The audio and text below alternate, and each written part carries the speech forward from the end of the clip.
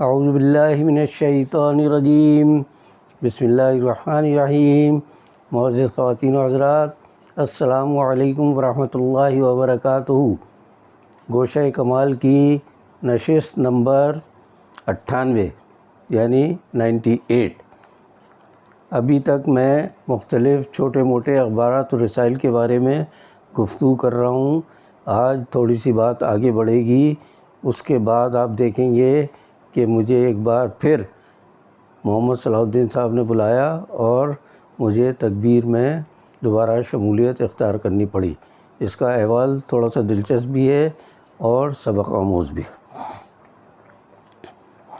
سب کو معلوم ہے کہ میں میری کلاس و اسکول صدر میں ٹیچر کی حیثیت سے یا ایک استاد کی حیثیت سے فرائض انجام دے رہا تھا۔ ایک دن ایسا ہوا کہ چپراسی نے آ کر بتایا، چپراسی سے مراد گیٹ کیپر جو کہلاتا ہے، گارڈ یا حافظ، اس نے آ کر بتایا کہ کوئی صاحب آپ سے ملنے آئے ہیں اور صلاح الدین اپنا نام بتا رہے ہیں۔ میں جلدی سے گیٹ پر آیا تو دیکھ کر حیران رہ گیا کہ محمد صلاح الدین صاحب اپنے ساتھی جو مدیر منتظم تھے بعد میں ہفت روزہ تکبیر کے، سید فیض الرحمن صاحب، ان کے ساتھ تشریف لائے۔ میں بڑی حیرت اور خوشی کے ساتھ ان سے ملا، ان کو اندر لایا اور سرکاری اسکول کی نہایت خستہ حال عمارت کے سمجھ لیجیے اسٹاف روم میں، جو اساتذہ کا کمرہ تھا، اس میں لا کر بٹھایا۔ اس کے بعد میں نے پوچھا آنے کا سبب، تو مجھے بڑی حیرت ہوئی۔ پتہ چلا کہ نواز شریف صاحب کے دور میں انہیں بیت المال میں کوئی منصب ملا ہے جس کے تحت غریبوں میں پیسہ تقسیم ہوتا ہے۔ انہوں نے بتایا کہ ایک مستحق شخص اس کے کاغذات کی تصدیق کے لیے کسی سرکاری افسر کی ضرورت تھی، تو میں نے سوچا کہ دفتر جاتے ہوئے کیوں نہ آپ کے اسکول کے جو بھی پرنسپل یا ہیڈ ماسٹر ہے ان سے تصدیق کرا لوں، دستخط کرا لوں، اس طرح آپ سے ملاقات بھی ہو جائے گی۔ میں خیر سمجھ تو گیا کہ مقصد کیا ان کے آنے کا، لیکن بہرحال میں ان کو لے کر پھر اپنی ایڈمنسٹریٹو زمانے میں مسز ارشد، میں ان کے پاس لے کر گیا، تعارف کرایا، تو وہ اتنی خوش ہوئی کہ اس کے اپنے لیے بہت بڑا اعزاز سمجھا انہوں نے کہ محمد صلاح الدین صاحب خود چل کر ان کے پاس آئے ہیں اور ان سے کوئی کام ان کو پڑ گیا ہے۔ تو خیر تعارف کے بعد بیٹھے، انہوں نے تصدیق کر دی ان کے کاغذات کی اور واپس جانے لگے۔ میں جب ان کو گیٹ پر چھوڑنے گیا تو مجھے چپکے سے کہا کہ آج آپ شام کو میرے دفتر آئیے، آپ سے ملنا ہے، بات کرنی ہے۔ میرا شک صحیح ثابت ہوا، میں سمجھ گیا کہ یہ کیوں آئے تھے۔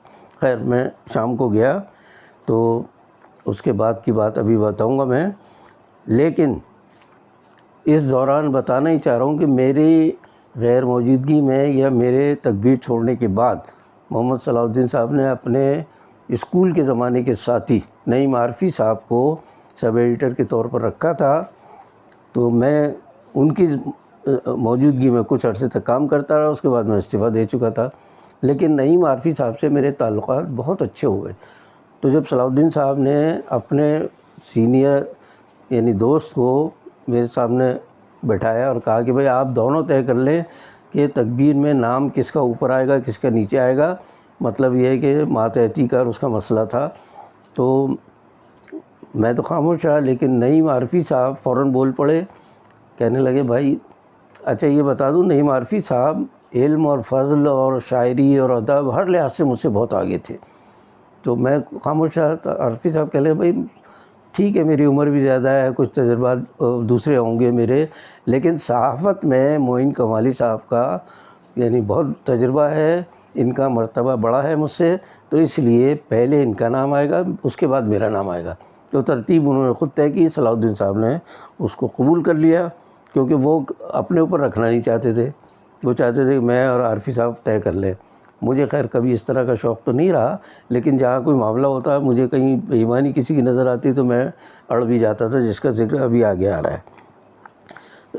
اس دوران جب صلاح الدین صاحب تشریف لائے تھے میرے اسکول میں مجھ سے ملاقات کے لیے، اس دوران نعیم عارفی صاحب کا انتقال ہو چکا تھا۔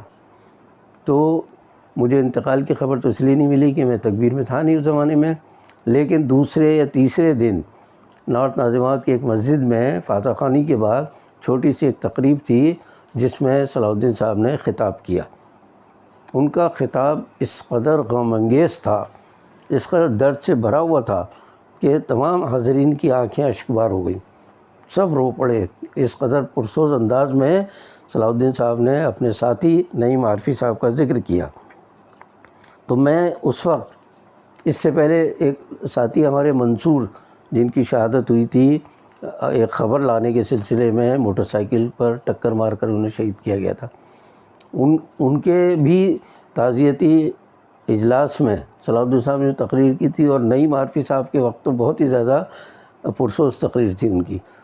تو میرے ذہن میں ایک خیال آیا انسان کی حیثیت سے کہ میں اگر مر جاؤں صلاح الدین صاحب کی زندگی میں تو شاید میرے لیے بھی یہ ایسے ہی کلمات کہیں اور میری کچھ تعریف کریں، میرے کچھ کام کی یا میری کچھ خوبیاں بیان کریں، تو یہ اللہ کے نزدیک ایک بڑی شخصیت کی گواہی ہو جائے گی، شاید میری بخشش کا ذریعہ بن جائے۔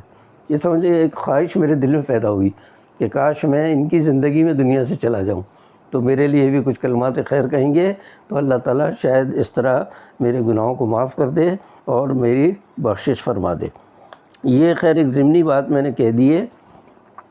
اب بتانا ہی چاہ رہا ہوں میں آپ کو کہ میں اس دوران چھوٹے موٹے جرائد کے تجربات بہت کر چکا تھا، کچھ پیسہ بھی اپنا خرچ کیا، وقت بھی بہت صرف کیا میں نے، اور کامیابی مجھے اپنے کام کے لحاظ سے تو بہت ملی۔ جو رسالے میں نے اس دوران مرتب کیے یا ایڈٹ کیے ان کی بڑی زبردست پذیرائی، اس کا فائدہ مالکان نے اٹھایا تو اٹھایا، مجھے کچھ عرصے کے بعد چھوڑنا پڑا، اور میں اس زمانے میں جب صلاح الدین صاحب تشریف لائے تھے تو میں بے روزگار سے ہی تھا۔ تو میں اس بات کو واضح کرنا چاہتا ہوں کہ اس دوران، یعنی میں تکبیر سے علیحدہ ہوا اس وقت سے اب تک کے جو میرے تجربات تھے، اس پورے عرصے میں میرے بارے میں یہ تاثر سرکاری طور پر ختم ہو چکا تھا کہ یہ کسی سیاسی یا حکومت کے مخالف ادارے میں ملازم ہے۔ تو حکومتوں کے لیے یہی کافی ہوتا ہے کہ ہمارا ملازم جو ہے ہمارے خلاف کسی ادارے میں کام نہ کرے، ویسے دنیا بھر کے کام کرتا پھرے، انہیں کسی کو اعتراض نہیں ہوتا۔ چنانچہ یہ تاثر میرا جب ختم ہوا اور شام کو صلاح الدین صاحب نے مجھے بلا کر اور یہی پیشکش کی جس کا مجھے اندازہ صبح ہی ہو گیا تھا کہ بھئی آپ دوبارہ آ جائیں ہمارے ساتھ کام کریں۔ تو خیر صلاح الدین صاحب کہیں اور میں منع کر دوں، لیکن اس دوران یہ بتا دوں کہ یہ ان کی طرف سے دوسری سمجھ لیں کہ میری طلبی تھی۔ پہلی بار انہوں نے اخبار جہاں سے مجھے مانگا تھا اپنے دوست نثار احمد زبیری صاحب سے کہ یہ شخص مجھے چاہیے، یہ میرے کام کا ہے، یہ آپ مجھے دے دیں۔ تو ان کے کہنے پر میں اخبار جہاں چھوڑ کر اور جسارت میں آیا تھا۔ اس کا احوال میں اپنی گزشتہ نشستوں میں تفصیل سے بیان کر چکا ہوں۔ اب اس بار پھر صلاح الدین صاحب نے خود ہی، میں نوکری کے لیے نہیں گیا بلکہ انہوں نے خود آفر کی مجھے کہ آپ ہمارے ساتھ دوبارہ آ جائیے، کام کریں گے۔ میں نے ان کی اس پیشکش کو قبول کر لیا، لیکن مجھے بڑی حیرت ہوتی ہے کہ میرے ساتھ صلاح الدین صاحب کے لوگوں میں، قریبی ساتھیوں میں، پتہ نہیں کون مجھ سے مخالفت رکھتا تھا، وہ کہیں نہ کہیں اڑنگے لگاتا، وہ کوشش کرتا تھا کہ اس کو آگے نہ بڑھنے دیا۔ چنانچہ انہوں نے، صلاح الدین صاحب نے مجھے نائب مدیر کی حیثیت سے منتخب کیا تھا اس بار۔ اب جب میں کام شروع کیا، کاپیاں پریس میں جانے لگیں تو میرا نام وہیں معاونین کی فہرست میں اوپر تھا۔ تو میں نے کہا بھئی ہٹائیں، یہ کیا کر رہے ہیں آپ؟ کہ لیں آپ کا نام معاونین میں شامل کیا۔ میں نے کہا صلاح الدین صاحب سے میری بات ہوئی ہے نائب مدیر کی حیثیت سے، آپ اگر نائب مدیر کی حیثیت سے میرا نام نہیں دینا چاہتے تو اٹھا کے یہ نام بھی نکال لیجیے آپ۔ میں نے وہ نام نکلوا دیا۔ دوسرے دن پھر وہ پریس میں چلا گیا پرچہ چھپنے کے لیے۔ دوسرے دن میں نے صلاح الدین صاحب سے کہا، میں نے کہا صاحب یہ میرے ساتھ اس ادارے میں ہمیشہ ہی کیوں ہوتا ہے؟ نائب مدیر آپ نے کہا، میں آ گیا، اب معاونین جو ہیں ان کی فہرست میں میرا نام ہے، تو میری کوئی حیثیت ہے، میرا کوئی کام ہے، آپ خود مجھے بلاتے ہیں تو کم از کم اپنی بات کا تو لحاظ کریں۔ انہوں نے اپنے اسسٹنٹ سے جو بھی تھے ان سے گفتگو کی تو جواز جو پیش کیا کہ چونکہ آپ سرکاری ملازم ہیں، کبھی کوئی مقدمہ ہو تکبیر پر، کئی قانونی معاملات ہوں، تو آپ کو تو ہم پیش بھی نہیں کر سکتے، آپ خود بھی پیش نہیں ہوں گے۔ میں نے صاحب اتنے برس آپ کے ساتھ میں نے کام کیا ہے اور میرا نام چھپتا رہا ہے، اس وقت تو کوئی مسئلہ پیش نہیں ہوا۔ اب نائب مدیر بنایا جا رہا ہے مجھے، تو اب پھر وہ کوئی مسئلہ پیش ہو گیا ہے۔ کس کو ہے یہ مسئلہ؟ وہ صاحب اگر مجھے پسند نہیں کرتے تو مجھے ضرورت نہیں، آپ بغیر نام کے مجھ سے کام لیتے رہے، میں کام کروں گا انشاءاللہ اسی خوش، لیکن نام دینا تو نائب مدیر۔ نائب مدیر اصل میں مدیر کا نائب ہوتا ہے، اور مدیر معاونین تو بہت سارے ہوتے ہیں، تعاون کرنے والے، محنت کرنے والے، ساتھ دینے والے، اسسٹنٹ جنہیں کہتے ہیں، وہ بہت ہوتے ہیں۔ اب وہاں چونکہ اس وقت تک نائب مدیر کا نام نہیں تھا کسی کا بھی، اور صلاح الدین صاحب نے مجھے وہی پیشکش کی تھی، تو میں نے وہ قبول کر لی تھی۔ تو اس بار پھر میں اڑ گیا، میں نے کہا نہیں، میں یا تو نام میرا بالکل نہ دیں، اور دیں تو نائب مدیر۔ تو صلاح الدین صاحب نے بہرحال میری بات کو تسلیم کیا، اور پھر اگلے شمارے سے نائب مدیر کی حیثیت سے میرا نام آنے لگا۔ تو یہ دوبارہ جو تکبیر میں میری شمولیت تھی، اسے آپ میری خوش قسمتی کہیے یا میری آمدنی کا ذریعہ کہیے۔ ہمارے ایک ساتھی ہیں حیدرآباد میں، انہوں نے تو صلاح الدین صاحب اور ان کے داماد کے جب جھگڑے شروع ہوئے اور اس پر انہوں نے کتاب لکھی، تو اس میں مجھ پر یہ پھبتی کسی کہ معین کمالی بھی شاید زیادہ پیسوں کے لالچ میں صلاح الدین صاحب کے گروپ کو چھوڑ کر دوسرے گروپ میں شامل ہو گئے۔ لالچ کا تصور جن صاحب نے میرے لیے پیش کیا، ان کے لالچ کے بارے میں بہت ساری میرے پاس داستانیں ہیں، لیکن میں نہیں بتا سکتا۔ بہرحال اللہ گواہ ہے کہ میں خالی پیسوں کے لالچ میں کبھی کام نہیں کرتا، محنت کرتا ہوں، اس کا پیسہ مجھے چاہیے، معاوضہ چاہیے، محنت کا صلہ چاہیے۔ تو خیر میں بتا ہی رہا ہوں کہ زبیری صاحب سے پہلی بار صلاح الدین صاحب نے مانگا مجھے، اور اب دوسری بار خود تشریف لائے اسکول میں، اور سند پر کسی پر تصدیق کا مسئلہ نہیں تھا، وہ دراصل میرے پاس آئے تھے اور مجھے بلانا چاہتے تھے۔ اب ایک بات میں یہاں بتا دوں کہ میں نے 1 نومبر 1979 یعنی 79 سے اخبار جہاں چھوڑ کر اور جسارت میں کام شروع کیا تھا، تو صلاح الدین صاحب کے ساتھ باقاعدہ کام کر، تعلقات میرے پہلے بھی تھے، باقاعدہ کام کا یہ میرا تجربہ تھا نومبر 79 کا، اور میں نے ان کے ساتھ کام کیا تکبیر میں جب ہم آ گئے تو 31 مارچ 1988 یعنی 88 تک اتنے عرصے میں نے صلاح الدین صاحب کے ساتھ کام کیا۔ وہ میری خوبیوں اور خامیوں سب سے واقف تھے، اور ان کے لیے، اداروں کے لیے میں نے بہت کام کیا، اور اللہ کا شکر ہے کہ میری خدمات کا ہمیشہ اعتراف بھی کیا جاتا ہے۔ پیسے چاہے مجھے کم دیتے رہے کہ صاحب سرکاری ملازم ہے، اس کو زیادہ ضرورت نہیں ہے، کام چاہے دگنا لے لیں دوسروں سے جن کو مجھ سے 2 اور 3 گنا زیادہ تنخواہ دی جاتی تھی، لیکن تنخواہ یہ رکھیں گے۔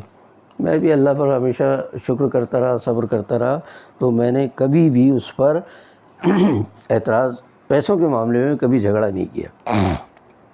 اب یہاں بات آ گئی ہے تو میں بتانا چاہ رہا ہوں، پچھلی نشست میں ذکر کر چکا ہوں کہ تقریباً 10 سال اور 5 ماہ تک میں نے کام کیا تکبیر چھوڑنے کے بعد، یعنی دوبارہ شمولیت کا تو ابھی ذکر کیا، لیکن جب میں چھوڑ چکا تھا 88 میں، تو اس وقت تک 10 سال 5 ماہ کا میں نے صلاح الدین صاحب سے کہا کہ آپ مجھے اس کا سرٹیفکیٹ دے دیجئے، اس کا ذکر کر چکا ہوں۔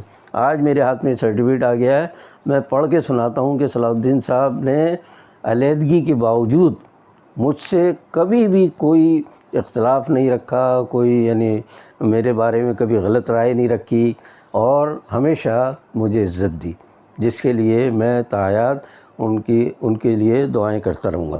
اب میں ذرا سا سنانا چاہ رہا ہوں کہ صلاح الدین صاحب نے کیا لکھا۔ صداقت نامہ، جناب محمد معین الدین کمالی ولد محمد کمال الدین صاحب، روزنامہ جسارت کراچی کے میگزین سیکشن میں 1 نومبر 1977 سے 31 دسمبر 1983 تک بحیثیت سینئر سب ایڈیٹر میرے رفیق کار رہے، اور اس عرصے میں انہوں نے شعبے سے تفویض کردہ جملہ ذمہ داریاں بہت خوش اسلوبی سے انجام دی۔ وہ ترجمے، ادارت، کاپی پیسٹنگ اور دیگر ادارتی امور بحسن و خوبی انجام دینے کی اعلیٰ صلاحیتوں کے حامل ہیں۔ قبل ازیں وہ طویل عرصے تک تحفظ اخبار جہاں، ماہنامہ نقاد اور ماہنامہ اسوہ میں بھی ادارتی فرائض ادا کرتے رہے ہیں۔ میں نے جب تکبیر پبلیکیشنز کی بنیاد رکھی اور کتابوں کی اشاعت کا سلسلہ شروع کیا تو سب سے پہلے جناب محمد معین الدین کمالی ہی میرے معاون کے طور پر اس سے منسلک ہوئے۔ بعد ازاں جب ہفت روزہ تکبیر کی باقاعدہ اشاعت کا آغاز ہوا تو یہاں بھی ان کا تقرر سب سے پہلے ہوا، اور وہ 1 فروری 1984 سے ہفت روزہ تکبیر کے مدیر معاون کی حیثیت سے کام کرتے رہے۔ 31 مارچ 1988 کو ذاتی وجوہ کی بنا پر مستعفی ہو کر وہ ادارہ تکبیر سے رخصت ہوئے۔ جناب محمد معین الدین کمالی نے 1 نومبر 1977 سے 31 مارچ 1988 تک یعنی 10 سال 5 ماہ میرے ساتھ کام کیا۔ میں نے انہیں ہمیشہ ایک دیانتدار، محنتی فرد اور باصلاحیت صحافی پایا۔ میری رائے میں وہ جس ادارے سے بھی منسلک ہوں گے یا خود کوئی ادارہ قائم کریں گے تو اس میں ان کی موجودگی کامیابی کی ضمانت ہوگی۔ اللہ تعالیٰ انہیں مستقبل میں آگے بڑھنے اور مزید ترقی کرنے کے مواقع عطا فرمائے۔ محمد صلاح الدین۔ یہ دستخط اگر آپ کو نظر آئیں تو صلاح الدین صاحب کے دستخط ہیں آخر میں۔ خیر، اب میں یہاں ایک بات یہ بتا دوں کہ انہوں نے صلاح الدین صاحب نے ذکر کیا ہے تکبیر پبلیکیشنز کا، اور یہ بات میں بار بار بتا چکا ہوں کہ میں جس ادارے میں گیا ان کے ساتھ وہ تکبیر پبلیکیشن کے نام سے تھا، اور میں انگریزی زبان کو اردو میں کم استعمال کرنے کا قائل ہوں۔ تو میں نے ان سے عرض کیا، میں نے کہا صاحب یہ ادارہ مطبوعات تکبیر نام رکھ دیں اردو میں، تو انہیں نام پسند آیا۔ پھر تکبیر پبلیکیشن جو ہیں وہ بعد میں ادارہ مطبوعات تکبیر ہوا، اور اس کا ادارے کا الف، مطبوعات کا میم اور تکبیر کا تے، یہ مل کر ان کے بعد، ان کی زندگی کے بعد ان کے نام سے شائع ہونے والے ایک اخبار کا نام بنا، جس کے بھی تمام بنیادی کام، محنت، ساری لوگوں کا تقرر اور دفتر کی سیٹنگ وغیرہ سارا میں نے اپنے ہاتھ سے کیا تھا، جس کا صلہ مجھے یہ ملا کہ بعد میں جب میں نے کہا کہ بھئی آپ نہ پیسے دیتے ہیں، نہ عزت کرتے ہیں، نہ بات کرتے ہیں، تو مجھے کیا ضرورت ہے آپ کے ادارے میں کام کرنے کی؟ تو ذرہ برابر کہیں اثر نہیں ہوا، جوں تک نہیں رہیں، اور کسی نے پلٹ کے نہیں کہا کہ بھئی آپ نے تو اتنی خدمات انجام دی ہیں تو آپ کیسے علیحدہ ہو رہے ہیں۔ بالکل جب مجھے کہیں سے کوئی جواب نہیں ملا تو میں نے کہا اس کا مطلب یہ ہے کہ یہ وہ لوگ ہیں جو انسانوں کو ٹیشو پیپر کی طرح استعمال کر کے اور ایک طرف پھینک دینے قائل ہیں، اور آج خود کروڑ پتی نہیں شاید ارب پتی بنے ہوئے ہیں اور بڑا مال کما رہے ہیں۔ آج کی تاریخ میں یہ ذرا کچھ چیزیں مجھے مل گئی بتانا چاہ رہا ہوں کہ میں نے جن جرائد میں کام کیا، یعنی جسارت، اخبار جہاں یا تکبیر سے پہلے اور اس کے بعد، اس کی چند جھلکیاں دکھانا چاہ رہا ہوں آج آپ کو۔ میں نے دیکھی ایک بہت اپنے زمانے کا مشہور رسالہ تھا ماہنامہ نقاد، جس کا ابلیس کا روزنامہ بڑا مشہور ہوتا تھا، وہ کافی عرصے تک میں نے لکھا، بہت دلچسپ ہوتا تھا وہ۔ تو نقاد کی یہ ایک کاپی میرے پاس ہے اس وقت، دیکھیے ذرا، میں دکھا رہا ہوں آپ کو۔ اوپر نقاد اور نیچے جو یہ ہم نے ٹائٹل پہ جو کارٹون دیا ہے، اس کارٹون کو ذرا غور سے دیکھیے، یہ ہے 1972 کا، 72 کا۔ آپ اندازہ کر لیجئے 2000 اور اب ہم آ رہے ہیں 2 میں، تو تقریباً 50 سال پرانا کارٹون ہے یہ۔ بتانا یہ چاہ رہا ہوں کہ اس دور کے اور آج کے حالات میں کوئی تبدیلی نہیں ہے۔ زمیندار، جاگیردار اور سرمایہ دار یا مقتدر ادارے عوام کو اسی طرح نچوڑ رہے ہیں جس طرح 50 سال یا اس سے پہلے نچوڑتے چلے آ رہے ہیں۔ کبھی انہوں نے انسان سمجھا ہی نہیں، عام شہریوں کو یا عوام کو۔ آپ دیکھ لیے بیچارہ کس طرح نچوڑا جا رہا ہے یہ شخص۔ تو یہ 50 سال پہلے کی بات بتا رہا ہوں میں آپ کو۔ اس کے بعد جو میں نے جس ادارے میں کام کیا جسارت کا، تو وہ تو ظاہر روزنامہ تھا، اخبار جہاں ہفت روزہ تھا، اس کی تو بڑی بڑی وہ چیزیں میں دکھا نہیں سکتا، آپ کو سب کو معلوم ہے اخبار جہاں۔ اس کے بعد تو اب اس کے بعد پھر میں جب آیا ڈیٹالاگ میں، یہ کمپیوٹر کا پاکستان کا پہلا پرچہ جس کا ایڈیٹر میں رہا، اس کی ایک جھلک دکھا رہا ہوں آپ کو، کتنا خوبصورت پرچہ نکالتے تھے ہم، اور یہ انگریزی میں ہوتا تھا ڈیٹالاگ۔ اس کی ایک کاپی میں آپ کو دکھا رہا ہوں۔ یہ تقریباً کئی سال، کافی مہینے تک میں کام کرتا رہا۔ پھر جب 6 مہینے کے بعد میں نے کہا کہ بھئی اب منافع میں سے معاہدے کے مطابق مجھے کچھ پیسے دیجیے آپ، یعنی شیئر میں، حصے میں. تو کہنے لگے آپ کو انکریمنٹ 6 مہینے میں دیں گے کیا ہم آپ؟ یعنی انہوں نے جو ملازم سمجھا. میں نے کہا اچھا خدا حافظ، میں جا رہا ہوں آپ کے یہاں سے. پھر میں نے اس کے بعد ڈیٹالاگ کے بعد ہفت روزہ الجمہوریہ، بہت خوبصورت ایک پرچہ ہوتا تھا، یہ زوال پذیر تھا.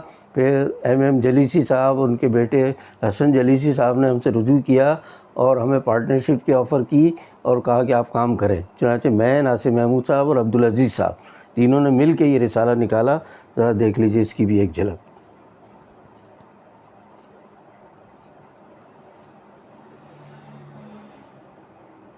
یہ الجمہوریہ بڑا رنگین اور بہت خوبصورت پرچہ ہوتا تھا. اس میں اتفاق کی بات ہے کہ مجھے جو شمارہ ملا ہے اس میں عمران خان جو آج کے وزیر اعظم ہیں، یہ پرچہ ہے بہت پرانا، 1 اپریل 1985 کا. اس میں عمران خان ایک خاتون کے ساتھ کھڑے ہوئے ہیں اور وہ کہہ رہے ہیں کہ شادی شدہ انسان جوانی میں کتا اور بڑھاپے میں بادشاہ ہوتا ہے. یہ بڑھاپے سے پہلے ہی بادشاہ بن گئے، جوانی میں جو رہے انہوں نے خود اپنے بارے میں کہہ دیا. تو عمران خان اور پرویشور گالڈریج سے انٹرویو، یہ ایک انٹرویو تھا جو چھپا تھا کہیں، وہ ہم نے وہاں سے اردو میں ترجمہ کر کے اور نقل کیا. تو میں بتانا ہی چاہ رہا ہوں کہ یہ کتنے سال پہلے جب عمران خان کو کرکٹر کی حیثیت سے جانتے ہوں لوگ، یا ایک بیرونی دنیا کے ایک شخص کی جو عیش و عشرت کی زندگی کا قائل تھا. یہ ہے 89 کا پرچہ، 1 اپریل 1989 کا یہ پرچہ ہے. تو یہ تو ہو گئے. آخر میں ایک چیز اور بتانا چاہ رہا ہوں کہ میں نے جب آٹوگراف پر اپنا پیسہ بھی لگایا اور وقت بھی صرف کیا، اور مجھے کامیابی اس لیے نہیں حاصل ہو سکی کہ مالکان نے کہا کہ جی اب ہم نہیں چھاپتے جو پیسہ لگا رہے تھے، میرے پاس تو جتنا پیسہ تھا میں ڈبو چکا تھا. تو وہ رسالہ جو تھا اس کی ایک جھلک میں پچھلی دفعہ آپ کو دکھا چکا ہوں. آپ دیکھیں کتنا رنگین، اور یہ رسالہ میں نکالتا تھا. یہ میرا اپنا تھا ذاتی، میں ایڈیٹر تھا اور میں نے یہ نکالا تھا. تو اس میں یہ بہت کامیاب پرچہ رہا تھا یہ. اور اندازہ صرف اس بات سے کیجئے کہ میں نے پچھلی نشست میں ذکر کیا تھا، مرسیڈیز بینز ایک گاڑی مشہور اور بہت قیمتی گاڑی، بہت خوبصورت گاڑی، اس کا دیکھیں کتنا بڑا ہم نے یہ اشتہار چھاپا تھا، جس کو ہم سینٹر اسپریڈ کہتے ہیں، درمیان کے رنگین 2 صفحات، اور اس کا اشتہار بھی ہمیں ملا. تو میں بتانا چاہ رہا تھا کہ بالکل عروج کے زمانے میں مجھے چھوڑنا پڑا. اب آج کی نشست میں نے تکبیر میں دوبارہ شمولیت کا تذکرہ کیا ہے.